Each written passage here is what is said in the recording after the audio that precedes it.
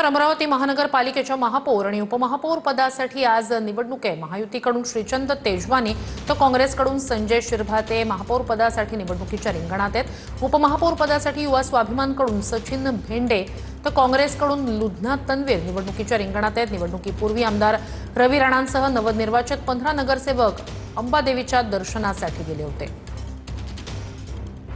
गेल्या 4 वर्षापासून अमरावती महानगरपालिकेमधील महापौर आणि उपमहापौर पदाची जागा रिक्त होती, अर्थात खुर्च्या देखील खाली होत्या। आज जर आपण पाहिलं तर महानगरपालिकेच्या महापौर आणि उपमहापौर पदासाठी साधारणतः 1 वाजता जी आहे ती संपूर्ण ही निवडणूक प्रक्रिया पार पडणार आहे। दुसरीकडे जर आपण पाहिलं तर या ठिकाणी महायुतीचे महापौर आणि उपमहापौर होईल असं बोलले जाते, कारण ज्या पद्धतीने संख्याबळ आहे ते भाजप असेल, युवा स्वाभिमान, शिंदेची शिवसेना आणि अजित पवारांची राष्ट्रवादी हे या ठिकाणी सत्तेसाठी एकत्र आलेले आहेत। त्यामुळे अमरावतीच्या हिताचे अमरावतीसाठी अत्यंत महत्त्वाचे निर्णय याच खुर्चीवरनं घेतले जाणार आहे। कॅमेरामन अनिकेत दाहतोंडेसह मी स्वप्नील उमप, TV9 मराठी, अमरावती।